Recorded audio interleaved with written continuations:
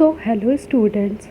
इस लेक्चर में हम मॉडर्न हिस्ट्री को ईगल आई व्यू से देखने वाले हैं ताकि हमें पता चल सके आखिर मॉडर्न हिस्ट्री में एग्जैक्टली है क्या। हेलो फ्रेंड्स, आज हम मॉडर्न हिस्ट्री पढ़ेंगे, वो भी एकदम न्यू तरीके से। जैसे कि हम जानते हैं कि स्पेक्ट्रम जो कि मोर देन 1000 की पेजेस की बुक है, so humanly it is not possible to mug up every date, each concept being mentioned in that book। तो हम यहाँ क्या करने वाले हैं, हम एक क्रोनोलॉजी वाइज प्रॉपर टाइमलाइन लेके इस फॉर्मेट में समझने को ट्राई करेंगे।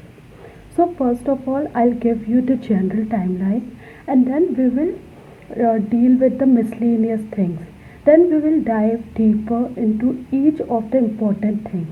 Okay, so I want your 100% focus. So let's begin. As we all know, the famous revolt of 1857। तो जनरल टाइमलाइन कि किस तरीके से ये सारी चीज़ें हुए, इररेलेवेंट को हम लोग स्किप करेंगे। सो सबसे पहले हम लोग 1857 को एंकर मानेंगे कि प्री 1857 में क्या क्या हुआ, फिर पोस्ट 1857 में क्या हुआ, till formation of 1885 that is the INC, Indian national Congress, इसको डील करेंगे हम। फिर जैसे ही INC फॉर्मेशन हो जाता है, then we will deal with moderates का क्या फेज़ था, फिर एक्सट्रीमिस्ट का क्या क्या फेज़ था, एंड देन हम ये देखेंगे कि मॉडरेट्स एरा में क्या क्या इंसिडेंट्स हुए, like between 1885 to 1905, formation of INC, moderate rulers, the famous one including the Dadabhai Nauroji, he is known as the Grand Old Man of India, Surendranath Banerjee, who cleared ICS examination. They were basically the higher class educated people. They were of the view that we Indians can't rule the entire nation solely, so we need European support to get independence. तो इसलिए ही 3P agenda, prayer, petition and protest and propaganda as in through news article, मतलब through these news articles ये Britishers की policies को expose करते थे। Then comes the extremist वाला phase. तो इसी टाइम पैरेलली फॉरेन में अगर हम देखेंगे तो फॉरेन में भी अवेयरनेस आ रहा था। Italy became independence during that time. So फिर जापान, दैट इज़ 1905 टू 1917, फिर Japan and Ethiopians, how they wiped out Europeans from their country. तो there was a feeling that white man's burden theory which says that कि people का burden है कि वो हम लोग को आज़ाद करेंगे, हम लोग को इग्नाइट करेंगे। तो they have come with that thinking. तो यहाँ पर हम देखेंगे कि ये सब, और फिर ऑल्सो इकोनॉमिस्ट आर्टिकल लिखते थे like Dadabhai Naoroji's drain of wealth theory, then RC Datta, all these exposed Britishers through their articles, books etcetera. तो ये सारे रीड करके there emerged a class of extremist. They were basically of the view that we will get Swaraj by the help of mass support from all the sections of society, regardless of just moderates. 3P strategy. Lal Bal Pal और Aurobindo Ghosh, they emerged as the leader. फिर इसी time में partition of Bengal happened. Then we will see that what happened during that phase, 1905 wala phase, and then Surat split. It was basically on the presidentship of between the moderates or extremists, and there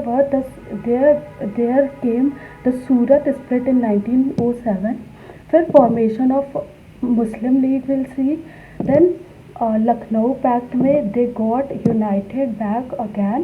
फिर home rule league movement, and parallelly we will see what was happening abroad in through worldwide 1914 to 18, we know that there emerged World War First. Then comes the arrival of Gandhi ji. So when Gandhi ji arrived, This totally changed the perspective because he involved the mass movement. So the entire paradigm shift as masses come into the mainstream of this struggle. फिर we'll see Gandhi ji का क्या क्या chronology था, how he came and what satyagraha he के गांधी जी सबसे पहले आते ही केक खाया, just like Champaran, Ahmedabad Ahmedabad and Kheda satyagraha. फिर Rowlatt act, non cooperation movement, फिर चौरी चौरा इंसिडेंट हैपन, फिर 1928 Simon commission, then we'll read about 2 civil disobedience movement, then 3 round table conferences.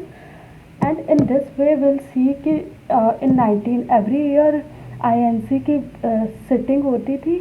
तो INC की फर्स्ट सिटिंग 1906 में विलेज में हुई थी एट फैजपुर. फिर 1937 election happen. Then 1939 to 45 World War II happened. Then how Subhash Chandra Bose, the importance of Subhash Chandra Bose leadership. So now let's dive into the arrival of Europeans and pre-1857 era.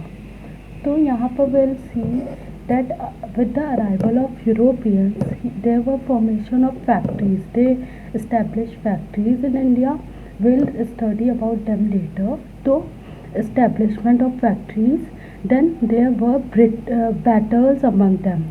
These were of two types. There were European versus European, that is intra, and the second one European versus Indian rulers. So interwars. So they used to sign a treaty after the war and they annexed the area of India in that way. That we'll read about the uprising before 1857, that is Sannyasi revolt, Polygar revolt, Paika rebellion, then Ahom revolt, Kuka and Mopala. All these revolt will deal it later. Then now comes the first we'll see the chronology, how who came first. So the Portuguese were the first to come into India.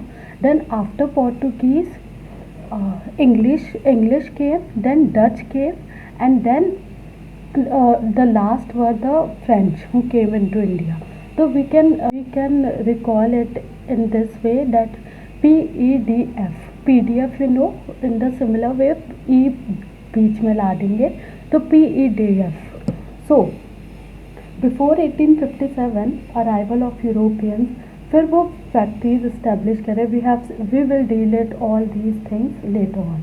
तो let's dive into 1498. Let's dive into that era. तो 1498 में will see कि वो लोग जो Britishers, जो Europeans थे, वो लोग डिफरेंट रूट्स डिस्कवर कर रहे थे, क्योंकि यहाँ जो मिडिल ईस्ट वाले एरिया में वहाँ पे ओटोमन एम्पायर था.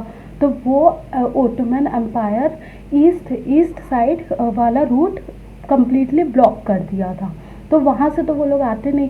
तो पोर्टुगीज वास्को दा gamma he came first to Cape of Good Hope. Cape of Good Hope, if we will see in the map, it is located in the South Africa वाला region.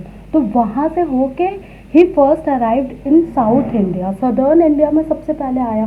तो वहाँ से होके सो वो सबसे पहले साउथ इंडिया में लैंड करा इन कोचिन. वहाँ पर उस टाइम ज़ैमोरिन रूलर था.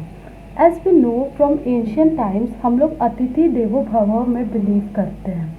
और also Vasudhaiva Kutumbakam we can also mention it in a way that in modern time, मतलब रिसेंटली G20 समिट जब हुआ था, इंडिया ने जब होस्ट करा in 2023, then the very theme of it was Vasudhaiva Kutumbakam. So we follow it today as well. He welcomed Vasco da Gama to such an extent कि other Portuguese too got interested in India. फिर Portuguese से Francisco de Almeida arrive. He arrived in 1502. He became first general of Portuguese in India. तो हम लोग क्या करने वाले हैं कि we will deal with the different important rulers and what all war they fought between them, and how they got removed from India, and at the end Britishers were the last, मतलब Britishers ने rule करा. We also say that although Portuguese were the first one to arrive in India, they are also considered to be the last one to leave from India, because they ruled Goa till 1961. Okay, so फिर Francisco de Almeida arrived in 1502. He is known for his blue water policy. This we will discuss later on. So he established his factory in South India, Cochin, Cananore, and Calicut. फिर second Portuguese ruler Alfonso de Albuquerque. He is considered the real founder of Portuguese rule in India. He captured Goa from Bijapur in 1510. आज के लिए इतना ही. I hope आपको अच्छा लगा होगा.